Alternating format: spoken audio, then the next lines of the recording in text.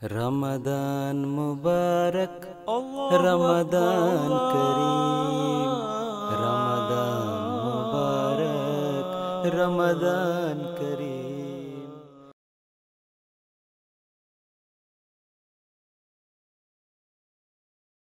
Assalamualaikum warahmatullahi wabarakatuh kepada tuan-tuan dan puan-puan yang setia menonton MTA.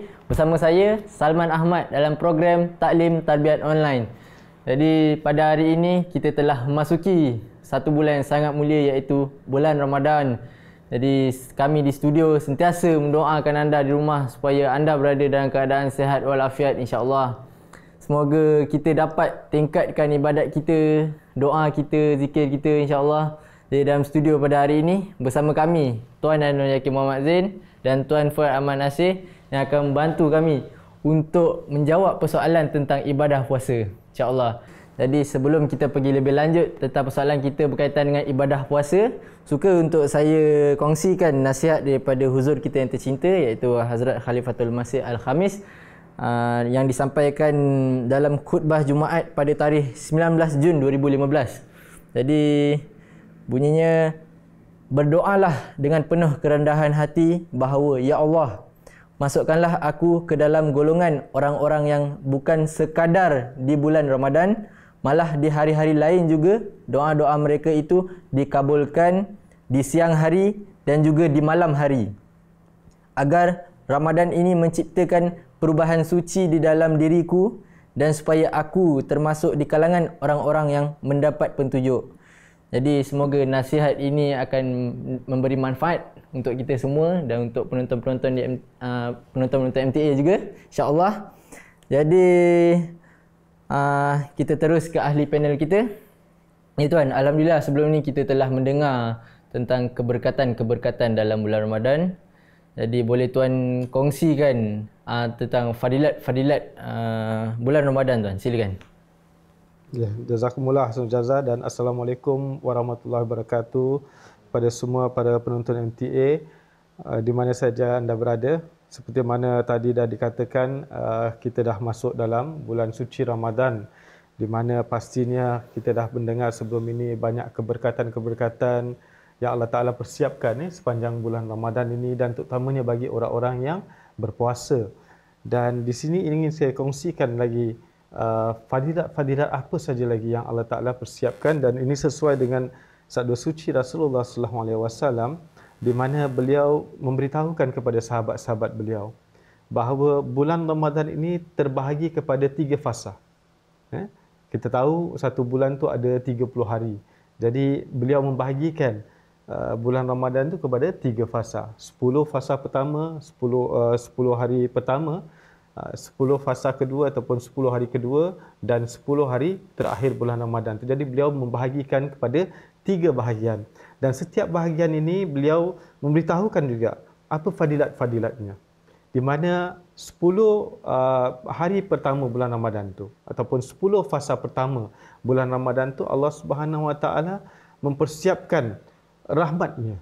Iaitu Allah Subhanahu Wa Taala membukakan pintu rahmatnya, pintu kasih sayangnya kepada umat manusia, dan khususnya kepada umat Islam, dan khasnya kepada mereka-mereka yang berpuasa ini. Di mana Allah Subhanahu Wa Taala membukakan pintu kasih sayangnya, dan di situ Rasulullah sallallahu alaihi wasallam menasihatkan kepada kita semua supaya kita banyaklah berdoa kepada Allah Subhanahu Wa Taala, di mana doa yang diajarkan oleh Rasulullah sallallahu alaihi wasallam itu, Rabbighfirli warham wa anta khairur rahimin. Ini kita berdoa kepada Allah Subhanahu Wa Taala, doa yang diajarkan oleh Rasulullah sallallahu alaihi wasallam kepada kita semua supaya kita membaca di fasa pertama ini, Rabbighfir warham wa anta khairur rahimin. Jadi ini doa yang diajarkan. Kemudian apabila kita masuk ke fasa kedua, iaitu 10 hari kedua, di pertengahan tu, iaitu hari ke-11 sampailah ke hari ke-20, di mana Rasulullah sallallahu alaihi wasallam mengatakan bahawa ini merupakan di mana Allah Subhanahu Wa Taala itu membukakan pintu maghfirahnya.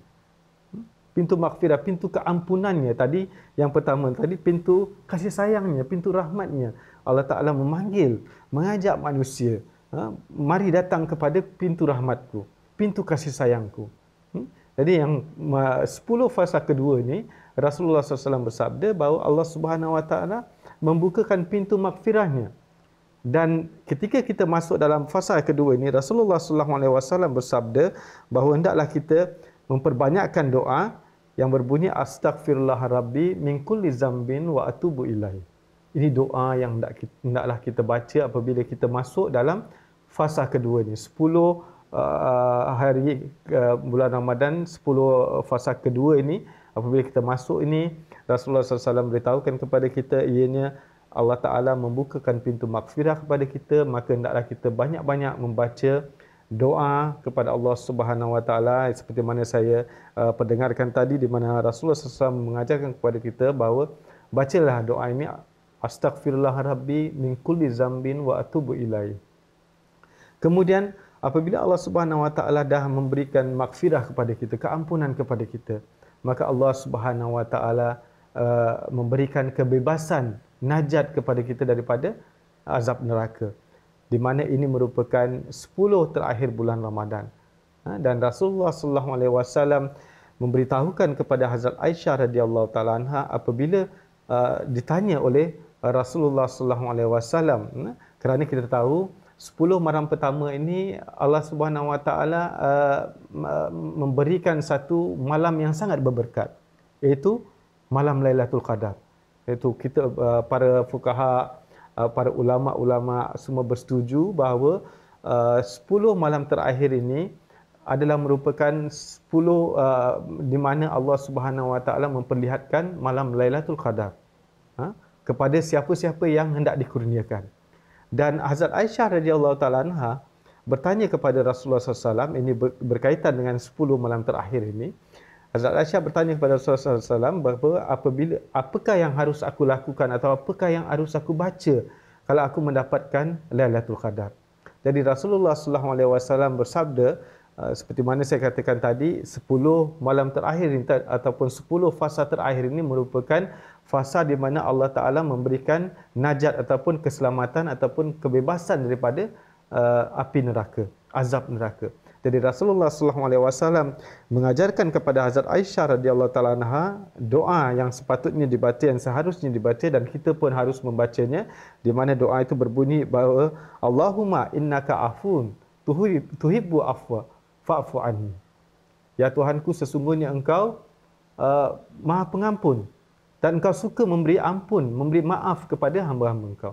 Maka ampunilah aku, maafkanlah aku.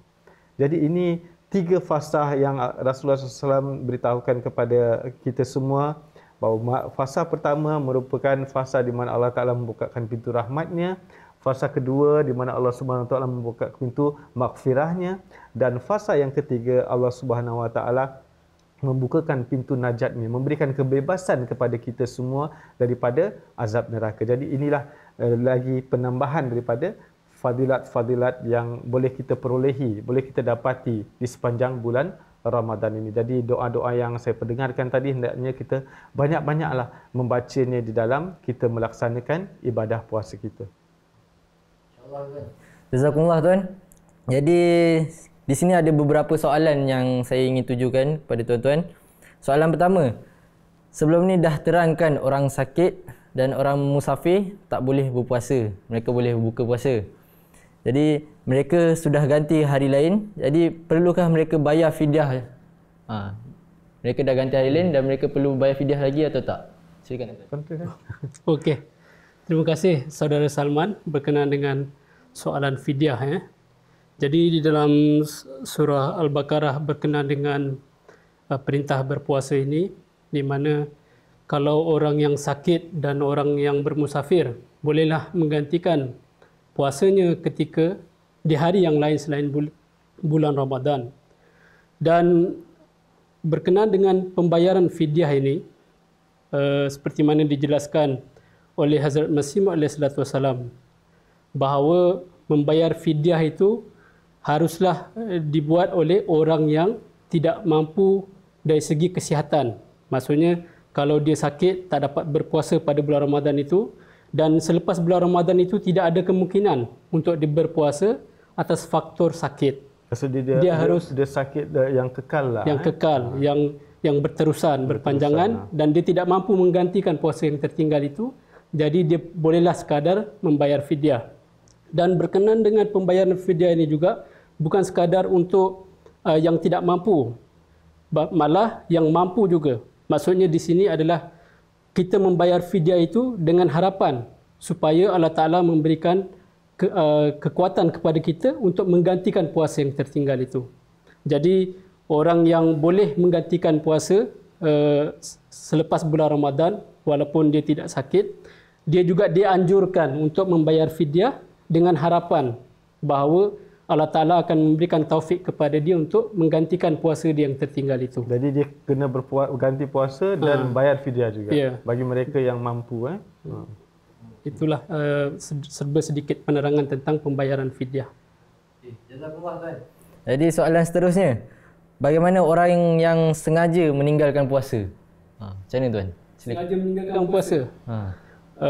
Jadi berkenaan dengan orang yang meninggalkan puasa, ini di dalam hadis Rasulullah SAW menegaskan bahawa perbuatan ini satu dosa yang besar, di mana sudah dijelaskan oleh Allah Ta'ala tentang kelonggaran untuk orang yang boleh menggantikan puasanya pada hari lain, iaitu orang yang sakit dan bermusafir yang kita telah jelaskan berkali-kali. Selain daripada itu, kalau ada yang dengan sengaja meninggalkan puasa, bermaksud ingkar pada perintah Allah Ta'ala untuk berpuasa di bulan Ramadan, maka orang seperti ini sesungguhnya telah melakukan satu perbuatan dosa yang besar. Dan di dalam hadis Rasulullah SAW bersabda bahawa orang yang membuat dosa seperti ini haruslah bertaubat dan juga harus menggantikan perbuatan dosa itu dengan berpuasa selama 60 hari berturut-turut ataupun memberikan makan kepada orang miskin selama 30 hari. Ini yang dijelaskan oleh Rasulullah SAW kepada orang yang meninggalkan puasa secara sengaja. Mungkin selepas ditinggalkan puasa secara sengaja itu barulah dia bertaubat, maka dia haruslah menggantikan puasanya itu dengan puasa selama 60 hari berturut-turut kerana dia meninggalkan dengan sengaja. Sedikit ingin saya tambah sedikitlah. Di mana sebelum ini pun saya dah berkongsi bersama para penonton sekalian bahawa Rasulullah SAW dalam salah satu hadis beliau bersabda, ada dua jenis manusia yang bernasib malang. Dan dua jenis manusia yang bernasib malang tu, yang pertama sekali apabila ibu bapanya masih hidup. Di dalam kehidupan dia, ibu bapanya masih hidup dan dia tidak mengkhidmati ibu bapanya itu. Dia tidak mahu mengkhidmati ibu bapanya. Ini orang ni nasibnya sangat malang. Dan nasib orang yang bernasib malang yang kedua adalah apabila tibanya bulan Ramadan dan orang itu tidak berpuasa. Dia biarkan Ramadan itu berlalu tanpa dia berpuasa. Jadi ini pun orang yang sangat bernasib malang. Jadi berbalik pada soalan tadi, orang-orang yang sengaja meninggalkan puasa tadi memang dia melakukan satu dosa. Dia mengingkari perintah Allah SWT.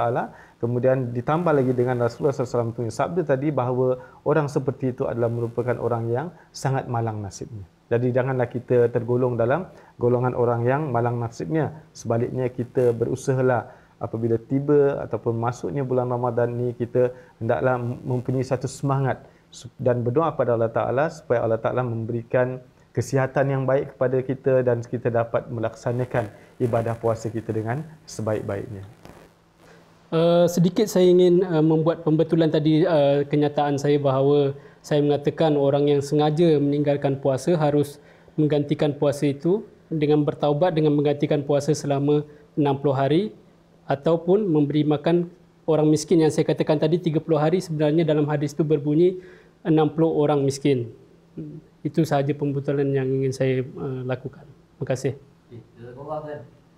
Jadi tuan, ni timbul persoalan. Maklumlah bulan puasa ni suri rumah menyediakan juadah berbuka. Jadi bolehkah mereka nak merasa makanan berbuka tu? Nak rasa pahit ke, tawar ke, boleh diorang rasa? Silakan tuan. Ya, biasalah kan kita bulan puasa ni suri rumah terutamanya sibuk di dapur menyediakan makanan dan mereka nak rasa makanan tu masin, tawar dan sebagainya. Memang diperbolehkan untuk mereka merasa makanan tu tetapi di hujung lidah saja. Kemudian dah rasa tu mereka ludah balik keluar. Jadi mereka jangan telan mereka tak boleh telan apa yang mereka rasa tu. Jadi bila dah rasa makanan tu dia ludah balik, dia keluarkan balik. Jangan dia telan apa yang dia rasa tu. Itu diperbolehkan. Okay, jazakumullah tuan. Jadi soalan seterusnya, apakah solat tarawih ini adalah solat yang wajib dikerjakan oleh seseorang dalam bulan Ramadan? Silakan tuan. Ya, berkenaan dengan solat tarawih. Solat tarawih itu seperti mana sudah diterangkan di dalam episod yang sebelumnya, bahawa itu solat tarawih itu adalah solat tahajud yang dilakukan di awal waktu.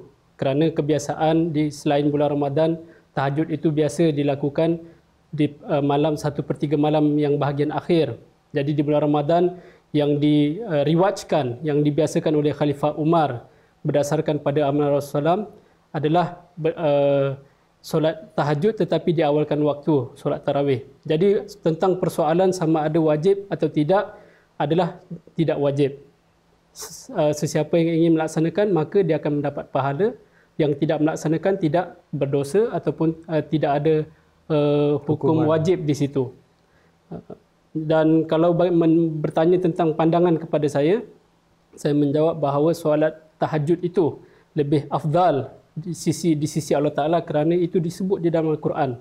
Fatahajjad bihi nafilatan lak, iaitu bangun di tengah malam di 1/3 malam seperti mana amal Rasulullah, dan solat bersendirian di waktu tahajud. Itu lebih afdal pada pandangan saya. Terima kasih. Jazakumullah tuan. Jadi soalan seterusnya, ni berkaitan rakaat dalam tarawih. Ada yang mengatakan 8 rakaat, ada yang mengatakan 20 rakaat. Mana yang sepatutnya kita buat tuan? Silakan. Ya, ini memang menjadi satu persoalan yang biasa dibangkitkan ya apabila tibanya bulan Ramadan. Banyak orang mengatakan dia cukuplah 8, ada juga yang mengatakan 20.